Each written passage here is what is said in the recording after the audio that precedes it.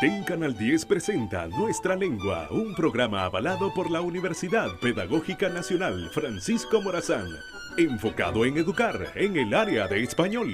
Nuestra Lengua. Estimados televidentes, sean todos bienvenidos a Nuestra Lengua. Este es un programa producido por la Universidad Pedagógica Nacional Francisco Morazán y transmitido en Televisión Educativa Nacional Canal 10. Los propósitos fundamentales de este programa educativo son dos. En primer lugar, promover el uso adecuado y correcto del idioma español.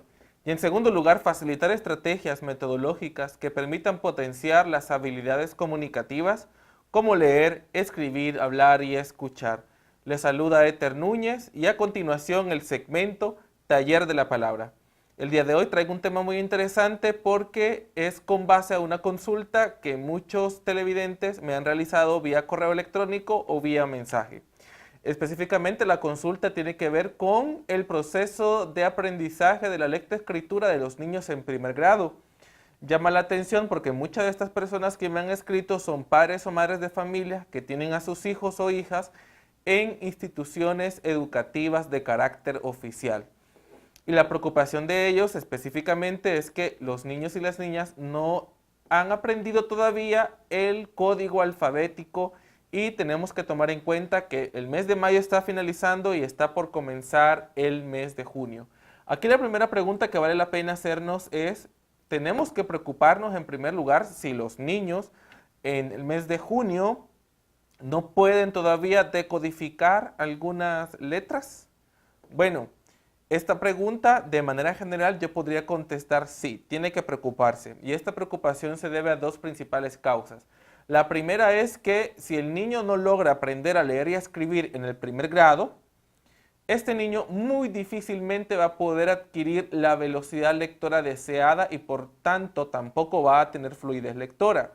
Y esto significa que a largo plazo este niño no va a poder tener un buen nivel de comprensión lectora. El segundo punto que tenemos que tomar en cuenta es que debe preocuparnos porque si con un proceso de alfabetización normal, muchos de sus compañeros o compañeras han aprendido a leer, significa que la dificultad no reside principalmente en la metodología del profesor o profesora, sino que la dificultad reside en algún problema o un factor que está incidiendo o bien en el estilo de aprendizaje del niño o posiblemente alguna dificultad de aprendizaje. Y en este tema de dificultades de aprendizaje de lectoescritura es un factor que quizás el profesor regular no puede resolver y ni siquiera diagnosticar. Si usted consulta a los demás padres de familia y observa que, por ejemplo, dos compañeros de este niño o niña han aprendido a leer, a escribir y a leer, usted debe de preocuparse aún más, porque significa que la metodología regular utilizada por el profesor está funcionando y que quizás es un problema que su niño o niña tiene. ¿Qué le recomiendo yo? Bueno, lo primero que hacen los padres de familia es comprar un silabario. Esta es una opción que yo recomiendo porque los papás en general no son especialistas en enseñar a leer y a escribir. Y el Nacho resuelve a través de una metodología sencilla el aprendizaje del código alfabético, es decir, el aprendizaje de las letras y también el sonido que representan las letras. Entonces, si usted es de los papás que ya compró un silabario para poner a su hijo, un silabario es un libro que contiene sílabas, palabras generadoras, ha tomado una buena medida. Póngase con su hijo todos los días al salir de la escuela a leer, a repasar las sílabas y poco a poco el niño va a ir adquiriendo el código alfabético. La otra opción que usted puede hacer, y también se la recomiendo, es que aparte de estudiar con su hijo el código con este silabario, usted puede ponerse a estudiar puede construir material didáctico casero para poder enseñar a leer y a escribir a sus hijos. Y esta es precisamente la recomendación que le traigo el día de hoy. ¿Cómo usted puede construir material casero para reforzar el aprendizaje de la lectoescritura que su hijo recibe en su centro educativo, pero que adicionalmente usted le va a poder ayudar a reforzar esta habilidad? Lo primero que le recomiendo es crear un alfabeto móvil. En pantalla vamos a ver los pasos para crear este tipo de material didáctico.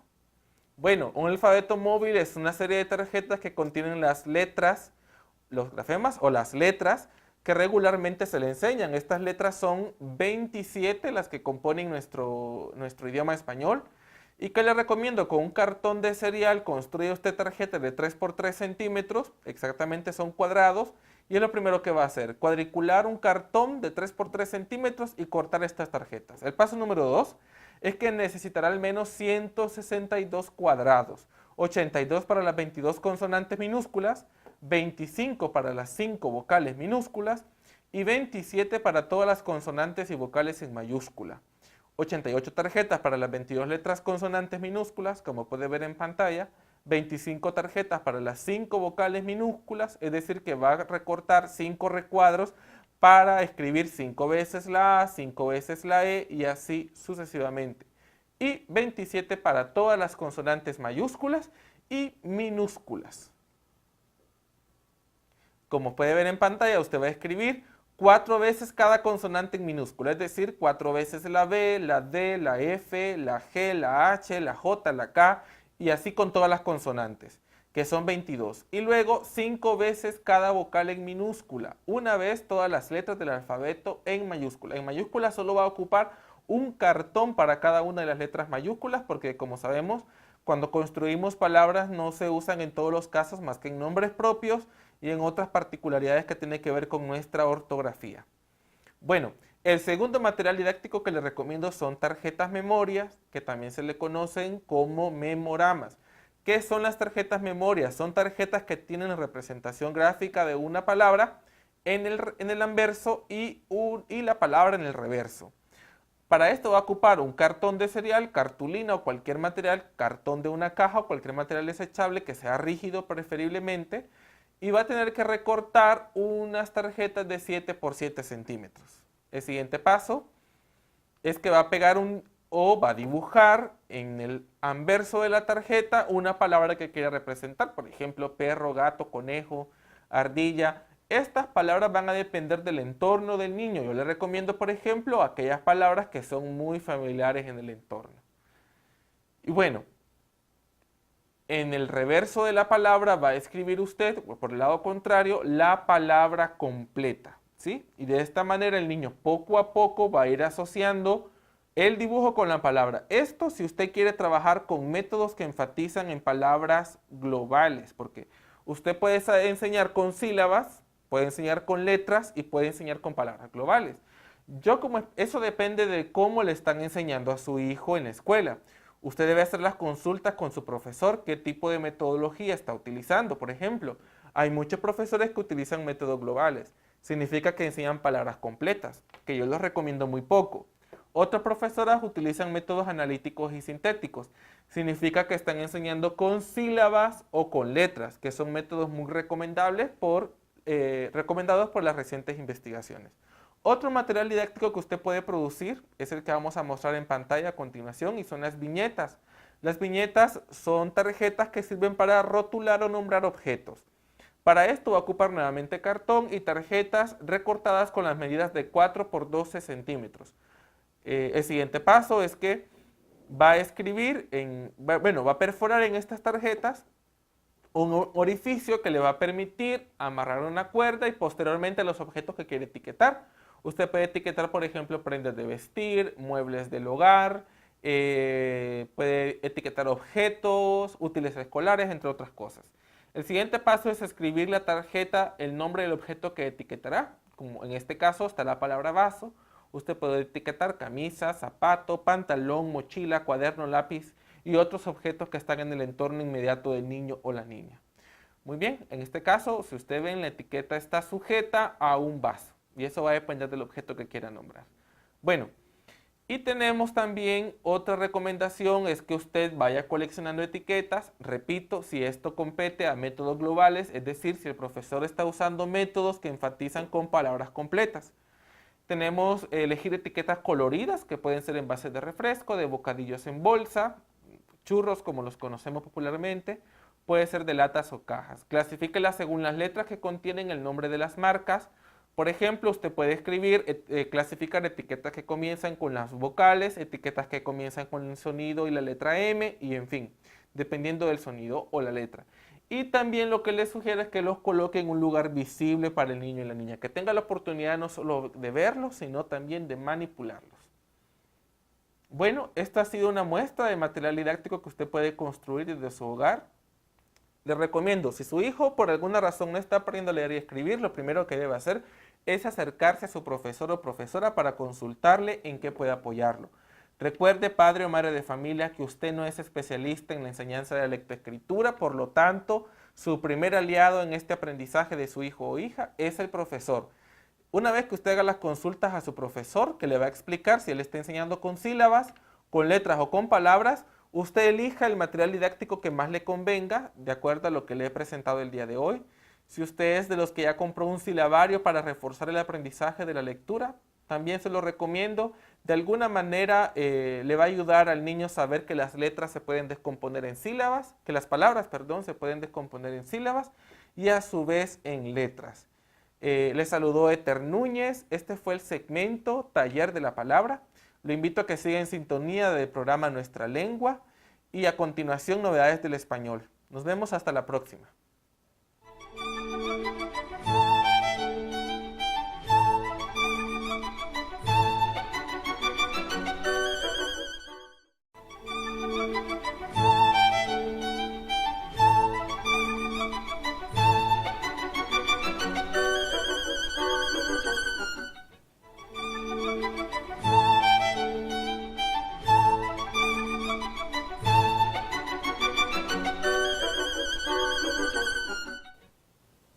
Bienvenidos al segmento lingüístico Novedades del Español, producido por la Universidad Pedagógica Nacional Francisco Morazán y transmitido por su canal, Televisión Educativa Nacional, Canal 10. En el segmento de hoy hablaremos de las palabras solidaridad y tabaco, ya que del 25 al 31 de mayo se celebra la Semana Internacional de Solidaridad con los pueblos de territorios no autónomos y cada 31 de mayo se celebra el Día Mundial sin Tabaco. El diccionario de la lengua española define la palabra solidaridad como adhesión circunstancial a la causa o a la empresa de otros. Seguidamente, datos etimológicos, semánticos e históricos de la palabra solidaridad. De acuerdo con el diccionario de la lengua española, la palabra solidaridad es un derivado del adjetivo latino solidus, que significa sólido, firme, compacto, compuesto con el sufijo dad, que indica cualidad, como en autoridad, bondad y calidad.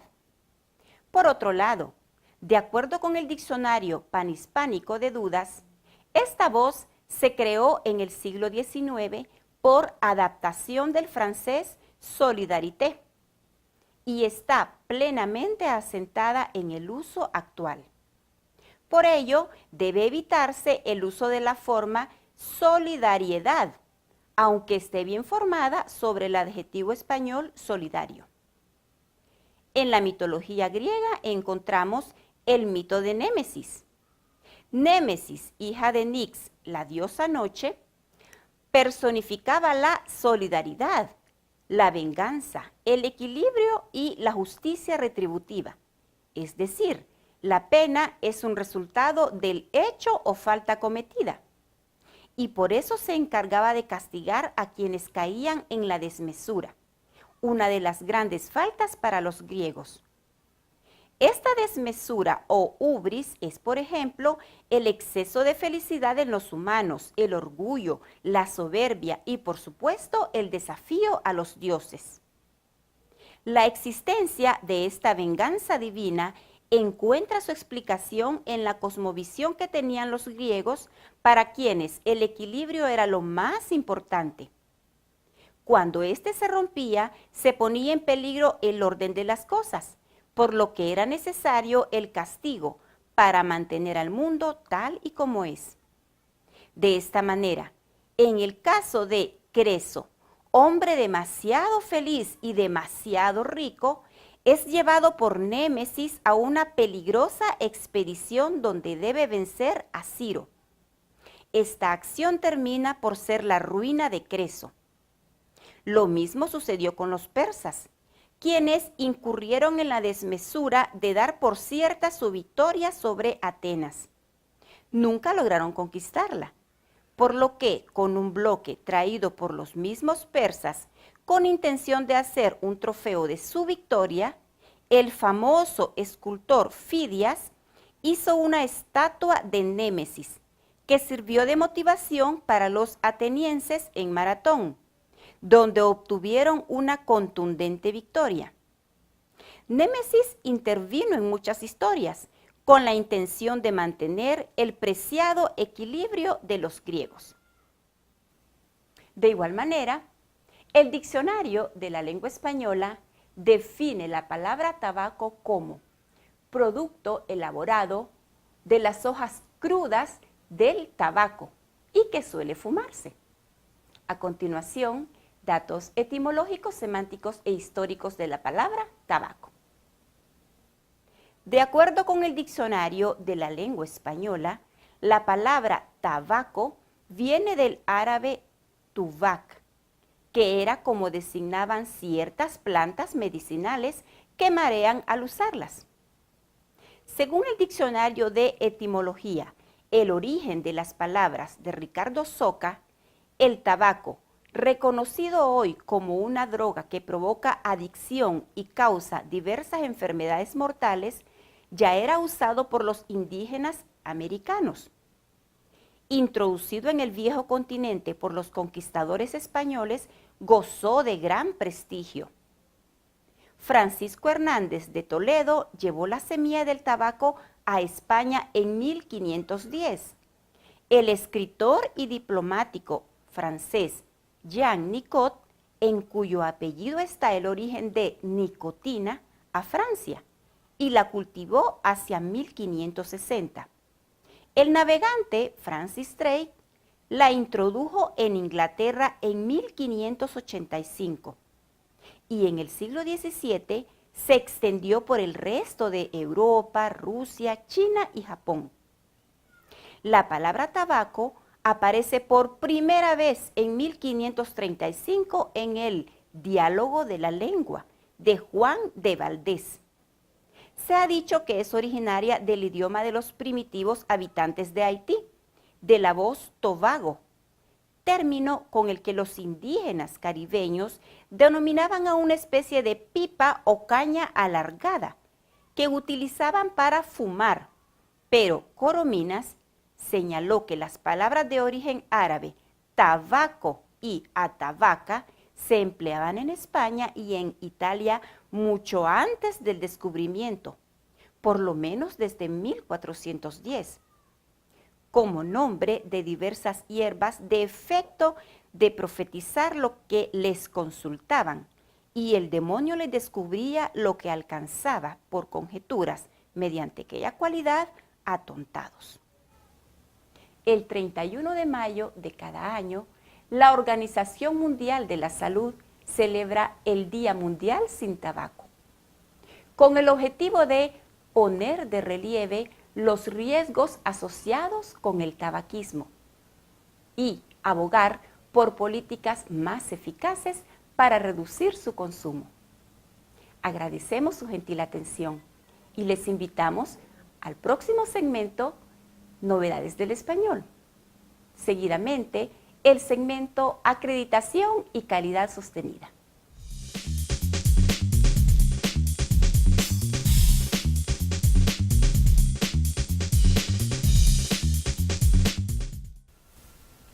Buen día a todos. La Universidad Pedagógica Nacional Francisco Morazán, desde hace un par de décadas, ha venido desarrollando algunos procesos de autoevaluación y evaluación externa que le han permitido mejorar el ejercicio de su autorregulación institucional. Esta iniciativa confirma el interés y el compromiso de nuestras autoridades universitarias de consolidar una cultura de calidad. Actualmente, la universidad retoma esta iniciativa y ha iniciado un proceso que conlleva el logro de un objetivo muy importante para toda institución de educación superior, como es acreditarse internacionalmente. En ese contexto es que el día de hoy damos inicio a este segmento que hemos titulado Acreditación y Calidad Sostenida, que tiene el propósito de compartir con la sociedad hondureña y con la comunidad universitaria en particular sobre los avances de nuestra universidad en ese camino hacia el logro de este objetivo de la acreditación institucional. Este día hemos invitado a la máxima autoridad de nuestra casa de estudios, el señor rector, doctor Hermes Aldubín Díaz Luna, con quien estaremos conversando sobre este tema. Señor rector, bienvenido, gracias por estar con nosotros. Es un gusto, maestra Martínez. ¿Podría usted ampliarnos sobre este tema de acreditación institucional, lo que implica para nuestra universidad y hacia qué apunta la universidad con este proyecto académico? Bueno, este proyecto académico es un compromiso que el equipo de rectoría ha asumido, avalado por todo el Consejo Superior Universitario, donde está representado los distintos departamentos académicos, los centros universitarios regionales que tiene la universidad a nivel nacional, y lo hemos visto como una nueva fase de trabajo que UPN está impulsando en este momento, dado que las reformas que se han dado en el sistema y los indicadores de logro educativo en el país necesitan que la universidad que forma profesores necesita replantearse la formación profesional para cada uno de los niveles educativos. Es así que hemos buscado los mecanismos y hemos encontrado que a través de varias décadas UPN ha venido impulsando procesos de autoevaluación y evaluación de carreras y de programas a través de la unidad técnica que el SUCA ya tiene, digamos, disponible para tal efecto para todas las universidades públicas en la región. En esta nueva etapa estamos buscando hacer un proceso de autoevaluación y evaluación con miras a la acreditación a través de la agencia HCERES, que es una agencia europea radicada en Francia, con la cual estamos trabajando actualmente. ¿Qué significa para una universidad de educación, para una institución de educación superior como la nuestra, doctor Hermes, el acreditarse en términos prácticos? ¿Qué implica para esta universidad? Bueno, es cumplir con el mandato que el Estado nos ha dado de ser transparentes y rendir cuentas a la sociedad sobre los dineros públicos que nosotros recibimos en términos de formación. Y para eso se necesita entonces que la universidad como la nuestra cumpla con un sistema de indicadores donde se vea de manera transparente el impacto de la formación y cómo las personas que estamos formando aquí como futuros profesores van a desempeñar su trabajo de una manera eficiente en el sistema educativo nacional. Muy bien, agradecemos al señor rector su participación en este día y les invitamos a seguir pendiente de este segmento Acreditación y Calidad Sostenida, donde estaremos conociendo más sobre este importante proyecto para la Universidad Pedagógica como es la acreditación institucional.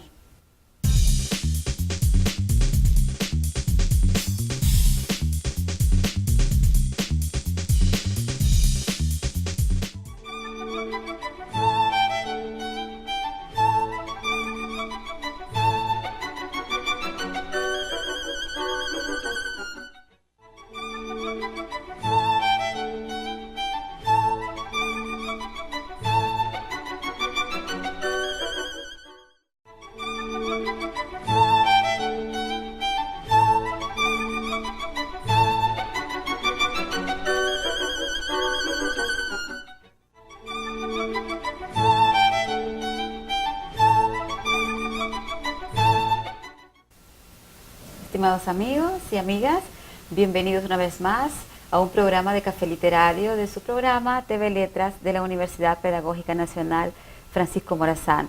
Gracias por permitirnos entrar a sus hogares y compartir estos momentos maravillosos con ustedes. En este día tenemos un invitado muy especial y es el escritor italiano Emilio Coco. Está de paso por el país, ha venido acá en un trabajo conjunto de Alicanto y otros personajes de la literatura hondureña que han tenido bien traerlos para que ellos compartan con nosotros su poesía y sus experiencias en Latinoamérica. Bienvenido, señor Emilio Coco. Muchas gracias. Y gracias por la invitación. Es un placer para nosotros tenerlo aquí en la Universidad Pedagógica, pues aprovechamos también cada vez que nos damos cuenta que grandes escritores nos visitan, ¿verdad? Y es un honor tenerlo y es un honor haberlo escuchado también en su recital. Él ha estado pues dando recitales con otros colegas escritores y hemos aprovechado mucho de escucharlos y de disfrutar su poesía. Pero tiene una particularidad muy especial, que usted también es traductor. Sí. y para nosotros pues es muy poco el contacto que hemos tenido con traductores. La poesía hondureña principalmente no ha sido traducida, digamos, formalmente, ¿verdad?, a otros idiomas. Sí, en revistas del internet, en revistas virtuales y eso. Algo, pero... En su experiencia como traductor, ¿cómo ve la literatura latinoamericana? ¿Qué trabajos ha hecho al respecto? Yo empecé a traducir que tenía 24 años. Muy joven. Empecé con los poetas españoles, poetas clásicos de la generación de 27. Traduje a Salinas, Alto Laguirre, Alexandre, los poetas de la generación de 27. Sí. Luego me di cuenta de que estaban ya traducidos y muy bien por, por grandes hispanistas italianos. Sí. Y entonces empecé a interesarme por la poesía que se estaba haciendo en España, ¿no? Los poetas que empezaban a publicar poesía. Mi primera antología de poesía española salió en el 75, ¿no? Y fue la primera antología de poesía española que salió en Italia.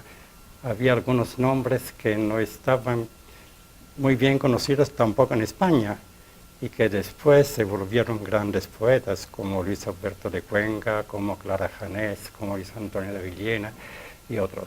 La antología era bilingüe. Siempre bilingüe, siempre. Y a partir de hace ya 2 años empecé a interesarme por la poesía de Latinoamérica. Tenía ya varias antologías y traducciones de poetas españoles. Y cuando me invitó un poeta mexicano, Marco Antonio Campos, me invitó a un festival, el Festival de los Poetas del Mundo Latino se llama, empecé a conocer a los poetas de Latinoamérica. Allí trabé amistad con muchos poetas colombianos, uruguayos, mexicanos, chilenos, de toda América Latina. Y me di cuenta de que era una poesía completamente distinta de la que se hacía en España. Una poesía que me llegaba más a mi corazón, a mi manera de ver la poesía, ¿no? La veía más cercana a mi experiencia poética. Una poesía genuina, una poesía fresca, una poesía espontánea que no tenía nada que ver con la poesía española. Así es. Y entonces a partir de esos conocimientos que tenía de los poetas de América Latina, empecé a traducir a los poetas de Latinoamérica. Eso es genial. Y bueno, es llevar la literatura latinoamericana a Europa, ¿verdad? Que en lugares es en Europa se conoce, bueno, en Italia sobre todo, solo los clásicos. Sí. Estaba traducido César Vallejo, Neruda, Octavio Paz, pero los poetas que estaban, los poetas más jóvenes, los poetas vivos, no se conocían, eran completamente desconocidos. Y gracias al editor Walter Raffaelli empezamos a hacer la poesía, a conocer la poesía que se hacía en América Latina. ¿Y qué posibilidades hay de que la poesía hondureña pueda tener ese mismo tratamiento? La poesía hondureña, como te decía antes, es completamente desconocida. Sí. El único poeta que yo conocía por aquel entonces era Rolando Catán, que conocí en México, precisamente en México. Y por eso, como te decía antes,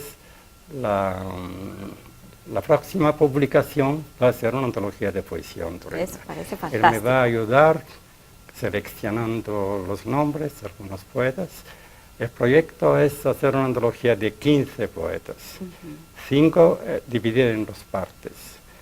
5 de ellos ya clásicos que tienen cierto renombre ya, y los demás de poetas vivos. Oh, eso nos parece pues... Siempre en edición bilingüe, italiano-español. Español-italiano. Y en ese proceso de traducción, como poeta, Emilio Coco, como poeta, ¿qué sucede en su interior a la hora de traducir estos poemas que son alejados del esquema europeo y que representan mucho Latinoamérica? Bueno, traducir poesía no es fácil, no es fácil. Yo también he traducido mucho teatro español sobre todo. He traducido a 35 dramaturgos españoles. Y traducir prosa es mucho más fácil que traducir Así poesía, porque un traductor, a mi parecer, tendría que mantener también la musicalidad, el ritmo del poema original. Y no es fácil. No es Yo fácil. siempre digo que solo un poeta puede traducir a otros poetas, porque hay traducciones muy malas, Sí, las hay. muy malas. Lo ideal sería que el poema traducido a mi lengua, a mi idioma, sonara tan bien como si fuera como el poema original. Claro, Y que el lector podría leerlo como si fuera un poema escrito en italiano. por supuesto. Por Sí. supuesto. ¿A qué recurre, digamos, en esos momentos de la traducción en que se encuentra con una palabra o con un concepto que no existe en su idioma y que existe en el español? ¿Qué estrategia busca para rellenar ese espacio? Es que, por ejemplo, yo me di cuenta muy temprano que el español que se habla aquí no es como el español de que se habla en España. Que hay muchos americanismos, Sí. muchas palabras que en España no se usan. Y los primeros tiempos fue un poco difícil, ¿no? Emprenderme con esos poetas. Pero poco a poco empecé a aprender también el español que se habla aquí en América Latina. Y ahora me siento más cómodo en la traducción. Qué bueno. Es muy importante, sí, yo sé que las traducciones son muy difíciles y hay que estar muy empapado de la cultura también, ¿verdad? Y haber leído mucho, quizá al mismo poeta que se traduce y a otros más para entrar en contexto. Pero también queremos aprovechar en este momento, escuchar algo de su poesía y quiero pedirle que nos deleite con la lectura de un poema. Muy bien. Lo leo antes en italiano. Uno en italiano y el Y la español. traducción en español. Para que nuestros televidentes puedan sentir la musicalidad del idioma italiano también. Es un poema sobre la muerte. ¿Cómo me gustaría che llegara la morte? Così dovrebbe giungere la morte. Come viene l'amore ogni difesa diventa vana. Un vento che ti porta lontano sopra un'isola deserta, dove tu e lei soltanto fate a gara a inebriarvi di baci e di carezze, senza voler sapere del domani. Così dovrebbe giacere al tuo fianco come un'amante timida che al buio offre il suo seno alle tue labbra ardenti senza nulla pretendere e distrae il tuo cuore da tutte le altre pene. Ti fideresti di lasciare sola fanciulla così bella e appassionata? Così dovrebbe chiudere i tuoi occhi come la madre quelli del bambino che si incapriccia a rimanere sveglio nel cuore della notte e se lo stringe al petto e passa lieve la sua mano più volte sulle palpebre e lo adagia nella culla e si incanta a contemplarlo. Gracias. En la traducción algo se pierde, como siempre, pero este es un poema escrito en versos endecasílabos. Sí. Y en la traducción es mía. Intenté pierde mantener menos, el metro claro, también en español. claro. Y dice así en español. Así tendría que llegar la muerte. Como viene el amor y tu defensa se vuelve vana. Un viento que te lleve a una isla lejanísima y desierta, donde ambos competís a ver quién logra embriagarse con más besos y mimos, sin querer saber nada del mañana. Así, tendría que yacer contigo como una amante tímida que a oscuras su pecho ofrece a tus ardientes labios sin que pretenda nada, distrayendo tu corazón de cualquier otra pena. ¿Te atreverías a dejarla sola a una joven tan bella y apasionada? Así, tendría que cerrar tus ojos como la madre aquellos de su niño, que llora en plena noche y se empecina en quedarse despierto, y en sus brazos lo aprieta suavemente, con su aliento rozando de los párpados, lo pone en la cuna, se encanta al contemplarlo. Muchas gracias. Bueno, es para nosotros, ha sido un honor tenerlo aquí. Deseamos que su paso por Honduras sea magnífico, que se sienta muy contento. Nosotros estamos contentos de tenerle y que esa antología de poesía hondureña, bilingüe, español, italiano, pues tenga toda la fuerza que Honduras quiere mostrarle al mundo en su literatura. Muchísimas gracias por su compañía, ha sido un placer tenerlo aquí. Muchas gracias. Y a ustedes, estimados televidentes, muchísimas gracias también por su compañía. Esperamos que hayan disfrutado de este momento con el escritor, traductor Emilio Coco, escritor italiano, al que pues le deseamos todo lo mejor en su estadía en Honduras. Muchísimas gracias por recibirnos en sus hogares. Muchas gracias. Ya, hemos terminado.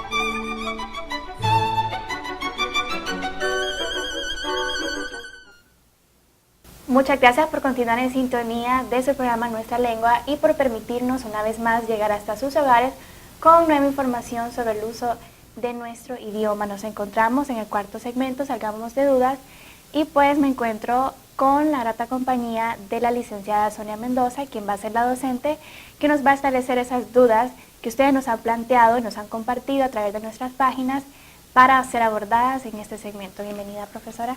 Gracias, Cecia, es un gusto estar aquí con usted compartiendo y nuevamente estamos aquí, como todos los lunes, preparados para poder aclarar las dudas que usted tiene acerca de nuestro idioma. Que gustosamente, pues aquí estamos para poder apoyarle. Gracias, maestra. Les recordamos que este es un espacio producido por la Universidad Pedagógica Nacional Francisco Morazán y difundido gracias a Televisión Educativa Nacional, TEN, Canal 10.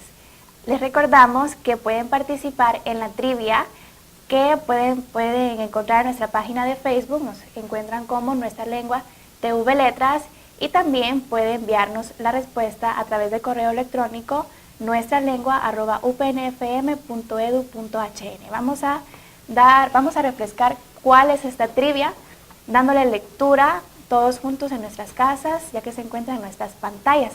La trivia es: las palabras como Pancho, Pepe, Lalo e Isa son: inciso A, sobrenombres; B, hipocorísticos; y C, apodos. Usted tiene 3 opciones y conoce cuál es la respuesta. Le invitamos a comentarla en la publicación.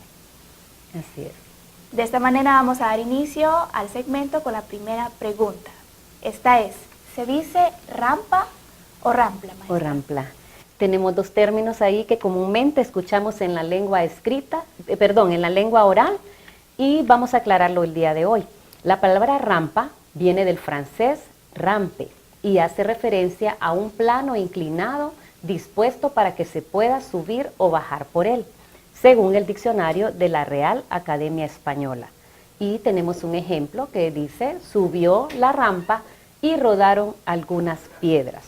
Eso en cuanto a la palabra rampa, pero también escuchamos en la lengua oral la palabra rampla, y nos dice: no es reconocida por el diccionario de la Real Academia Española.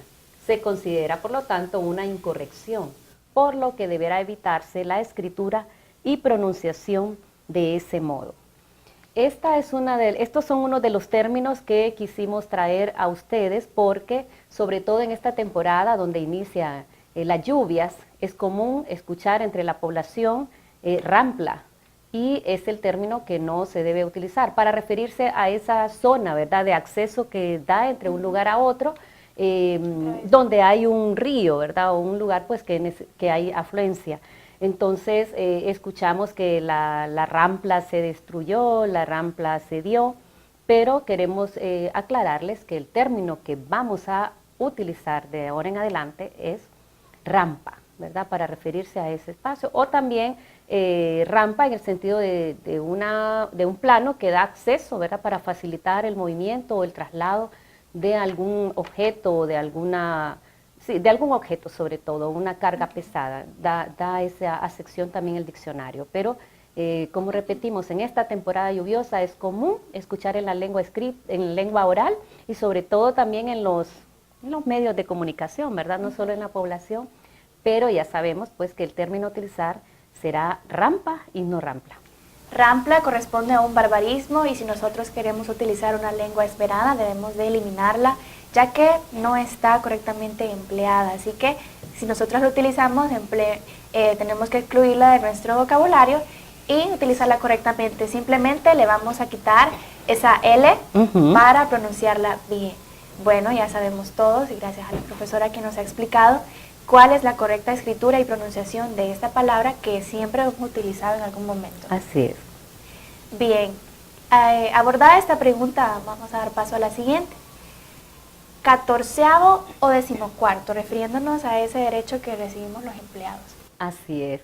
Y este es otro también de los términos, ¿verdad?, que necesitamos aclarar.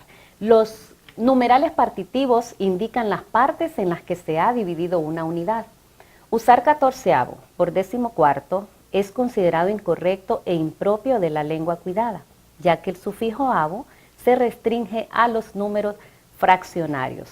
Esto en el sentido de 14avo, pero ¿qué sucede con 14º? En los casos de los números ordinales señalan orden y lugar. 14º pertenece al grupo de los numerales ordinales. Y tenemos un ejemplo que nos dice, en junio se paga el 14º mes de salario.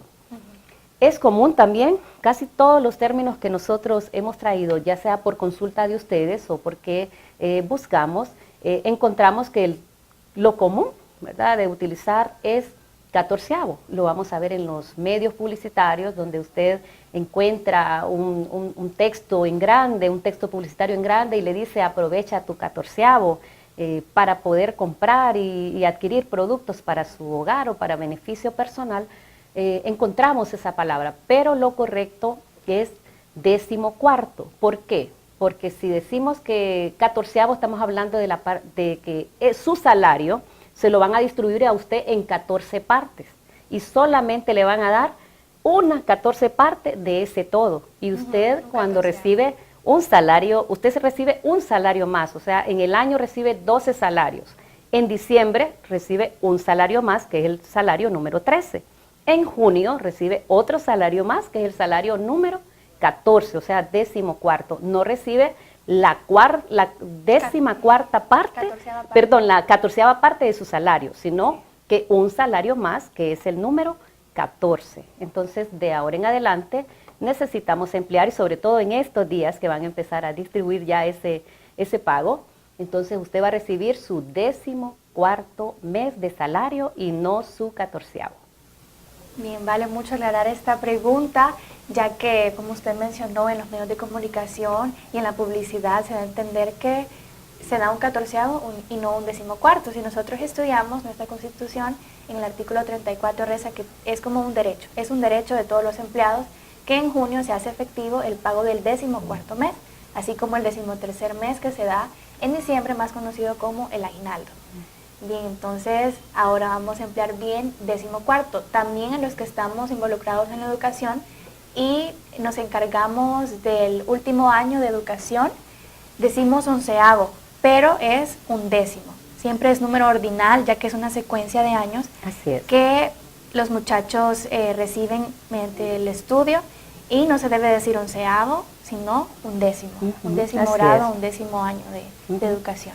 Bien, entonces estamos sabidos de que no vamos a recibir una 14ª parte del salario, sino que un salario completo, que es el número 14, como lo mencionó la profesora, y lo decimos 14º, el cual vamos a poder emplear bien para poder hacer algún proyecto, algún viaje familiar. Así es. Bien, gracias profesora por esa aclaración. Vamos a dar paso a la tercera y última pregunta. ¿Cuándo se usa la forma del en una sola palabra y de él en dos? Bien. Antes de contestar, quiero agradecer a Carlos Darío Argeñal, que él fue el que envió, ¿verdad?, esta consulta. La preposición de, seguida del artículo el, se contrae en la forma del. He visto al hijo del vecino. Ahí tenemos un ejemplo donde sí va aplicada la contracción. Y su uso es correcto siempre que sea pertinente y no se confunda con el pronombre él. El ejemplo que sigue, ese perro es de él. Ahí no podemos hacer la contracción porque vemos que es un pronombre. ¿Qué ocurre cuando podemos utilizar de él de manera separada? Según el Diccionario Panhispánico de Dudas, cuando él forma parte de un nombre propio y por consiguiente se escribe con mayúscula, no se realiza la contracción en la escritura, aunque sí suele hacerse en la lengua oral. Tenemos el ejemplo también, mi nuevo vecino es de El Salvador. En esta ocasión no podemos hacer la contracción porque él como artículo pertenece a ese sustantivo propio que es El Salvador, que nos estamos refiriendo a un país.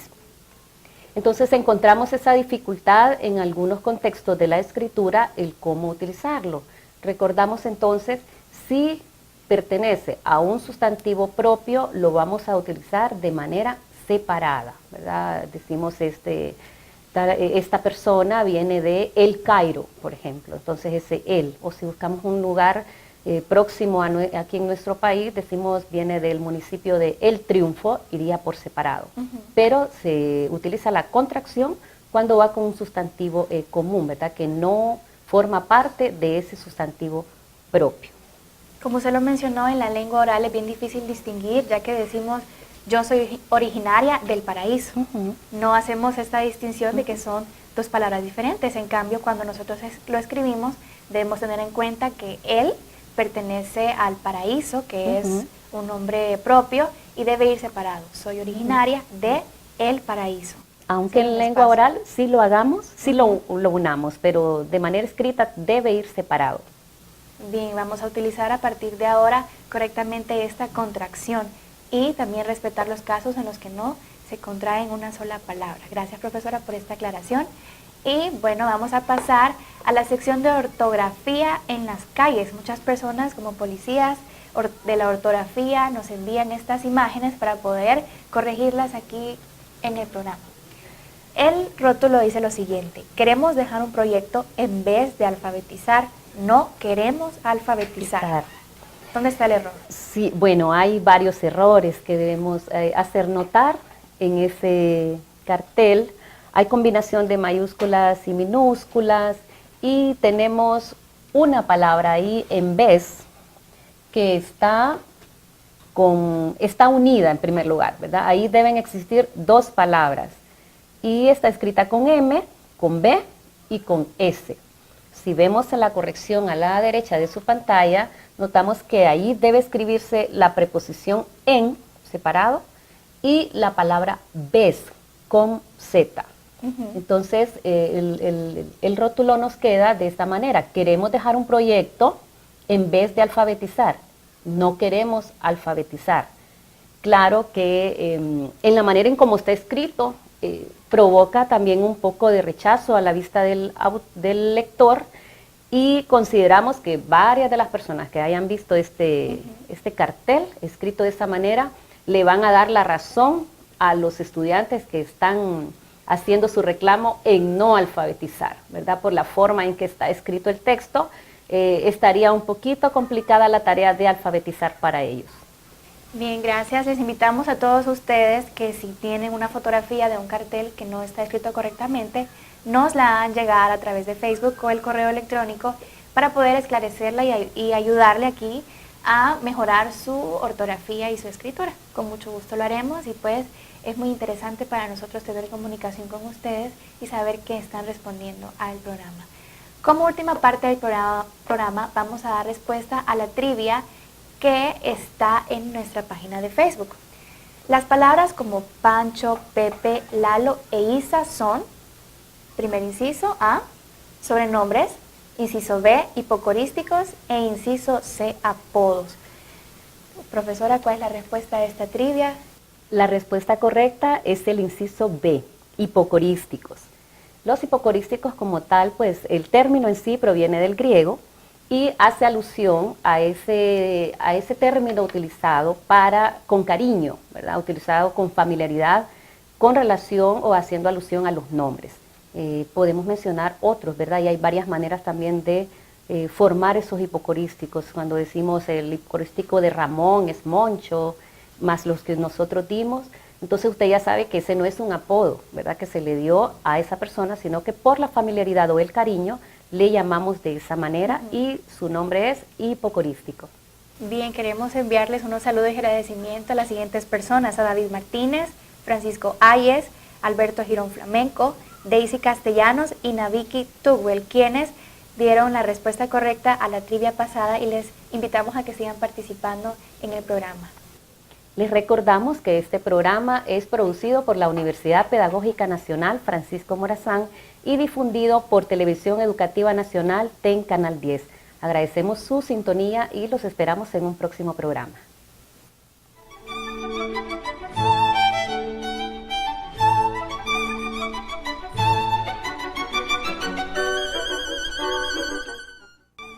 TEN Canal 10 presentó Nuestra Lengua. Los esperamos el próximo lunes a las 8 de la noche por TEN Canal 10.